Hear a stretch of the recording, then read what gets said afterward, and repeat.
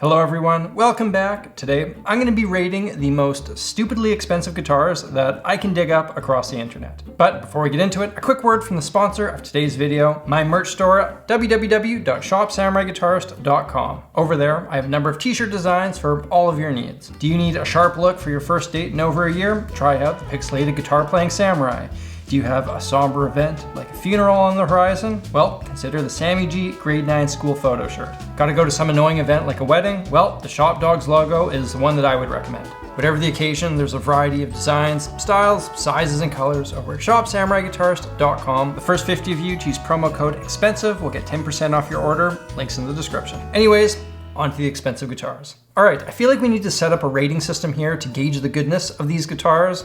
I got a meter, 0 to 10, 10 being, hey Jenny, we need to sell the house, go into financial ruin because there is nothing more important in life than owning this guitar. 0 would be the opposite of this. That would be the kind of guitar that you would need to pay me to own. At no price would I consider purchasing it, and I would rather it be in the river than in my house. And then of course there's everything in between those. With that established, let's kick things off. First today we have an instrument described as a Futurama custom one-of-a-kind guitar listed on Etsy for $72,000. As far as I can tell, this has nothing to do with the top-notch TV show from the turn of the century, but rather it's just a one-off guitar made by the music company Selmer's offshoot guitar brand, Futurama. The only experience I have with the brand Selmer is this clarinet here, which is my clarinet from grade school. I was absolutely terrible at it. I can't really vouch for how good it is because I've only ever played this one clarinet and I played it quite poorly. If I walked into a thrift store and saw this guitar listed for $72, I would try to haggle it down to $50. My only logical explanation for this price is that the seller accidentally added 3 decimal points. Because if they think they're actually gonna get $72,000 for this, they're on Mars, negotiating monetary terms with space goblins because nobody on this planet is paying that price. A solid 1 out of 10 rating from me. Next up is the most expensive guitar, currently listed on Reverb.com, an online musical marketplace whose targeted ads know me better than most members of my direct family. Coming in at a cool $1.3 million is a guitar called the Joker, the Guitar. Now one would think that if you're trying to sell your guitar for $1.3 million, one would take the time to write up a nice description, maybe even hire a copywriter to do so. Nope. That's not what we got here. We've got a block of text that is as long as Homer's Odyssey minus any formatting. It's totally off the rails. Let's read a snippet. Hippie sandwich technique, omega bottom, and wiring. Definitely alembic influenced. Thank you, Nam. Not a Fender Gibson Guild, more like a custom-made instrument similar to Jerry's. Maybe, just maybe, he knew what Bizet meant when he said of music, what a glorious art, what a hideous profession. There's an inscription on it that says it was custom made for John Cale of the Velvet Underground, but while it may have been made for him, I'm not sure he ever actually accepted it, as I couldn't find any pictures of him playing it. It's like me saying I custom made this hockey stick guitar for Jimi Hendrix.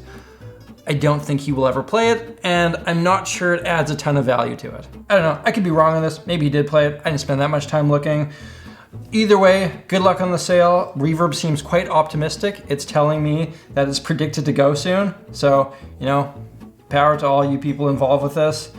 I'll give this one a 1.5 out of 10. We can find a couple gems on the Reverb most expensive listings. Next up, we have the French Fry guitar listed for $32,000. There is a very specific demographic that this guitar is targeted towards.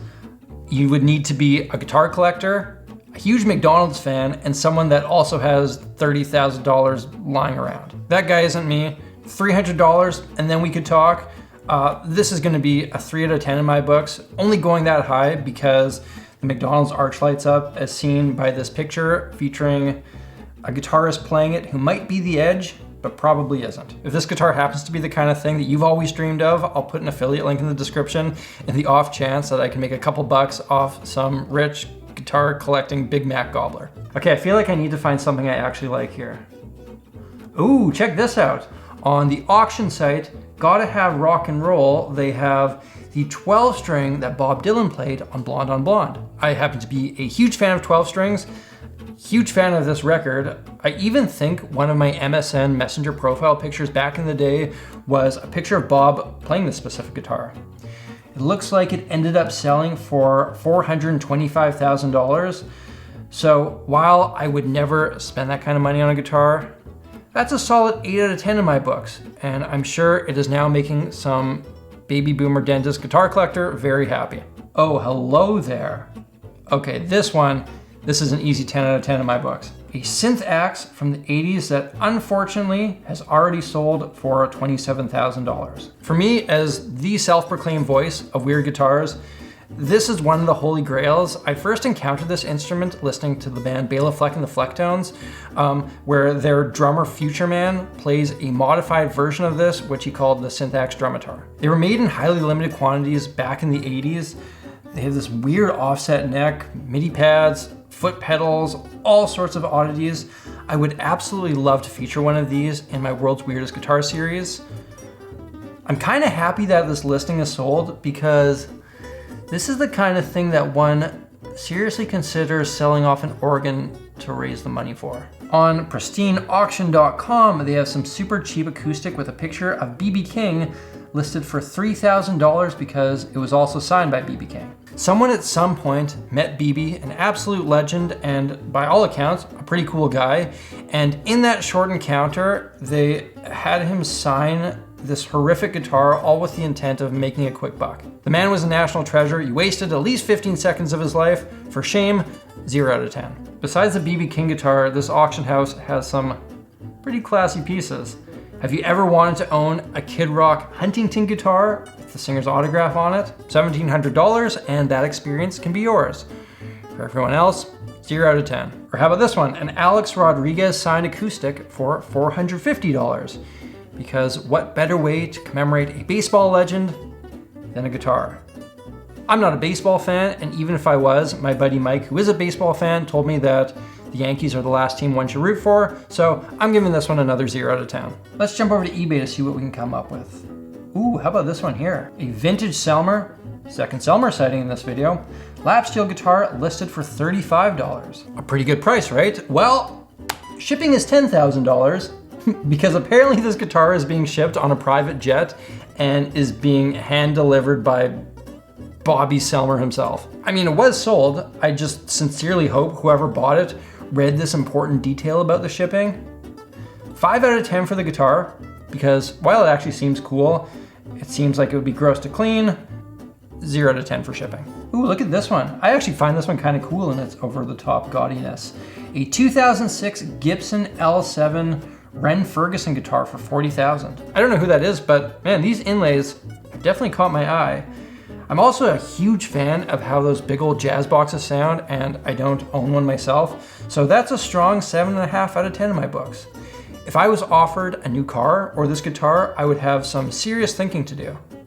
Unless, of course, that car also had a guitar in it that I liked more, in which case I would take the car and the guitar. Oh, look at this. At Matt's Guitar Shop, they have Joe Bonamassa's Gibson Skylark for sale. I actually know this guitar pretty well.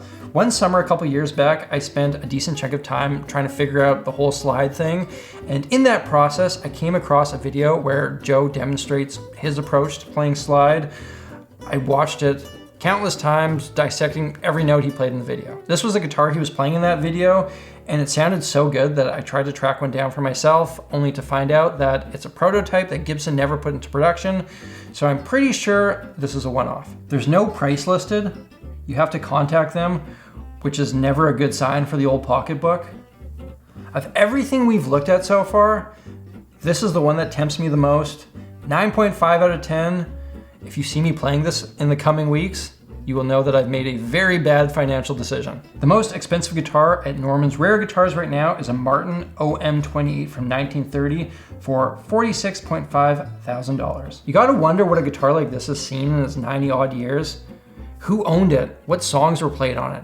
Did it play any cool shows? I mean, that kind of stuff is kind of cool. Not $46.5 thousand cool, but kind of cool. I would never buy it because A, I can't afford it, but B, I feel like having something that valuable in my possession would be a little bit too much stress for me to deal with. I would love to play it in a room full of cushions though. 8 out of 10. Oh, what the shit? There's one on Etsy that is a BC Rich that has been refinished in something designed to look like mangled human flesh. It has no strings, so I assume it isn't functioning. If you're in the market for a non-functional flesh finish guitar for $17,000, now's your chance. Minus 10 out of 10 for this one. Of all the guitars that I've ever seen in my life, this might be the worst. Okay, let's see what the most expensive guitar ever sold on Reverb is. I'm gonna guess that it's a mint condition Les Paul from the 50s or something. Oh, no, it's a beat up Epiphone Flying V from the 2000s for $200,000. So like this has gotta be some money laundering scheme, because I feel like these are definitely not worth more than $150,000. And last for today, let's rate the most expensive guitar ever sold, which is David Gilmour's Black Strat, selling at auction for a strong $3.975 million to the owner of the Indianapolis Colts. I mean, this guitar is one of the most legendary guitars ever to exist, and frickin' good on David Gilmour selling it off to raise money for an environmental charity. I don't know that Jim Isray, owner of the Indianapolis Colts and now owner of David Gilmour Strat, will be milking the same succulent tones out of it as Dave did, but there are worse things you could spend $4 million on. Ladies and gentlemen, there you have it, stupidly expensive guitars and my ratings of them. Let me leave you with some Sammy G advice. You probably never need to spend more than $3,000 on a guitar, but if you're going to, use the affiliate link in the description and let me bask in the kickback of your crazy decision. And remember to check out my merch store at www.shopsamuraiguitarist.com. Over there, I've got a whole bunch of designs in a whole bunch of styles, colors, sizes. Picking up some of that Sammy G merch is a great way to support the content that I make. Thank you all for watching. If you want to check out another video like this one, hit that link up there. If you're new here, hit that subscribe button and stay tuned for a wide range of musical content. You can let me know what you thought about this video by leaving me a comment. Until next time, look after each other, look after yourselves, look after the planet. I'm Samurai Guitarist, and I'll see you again soon.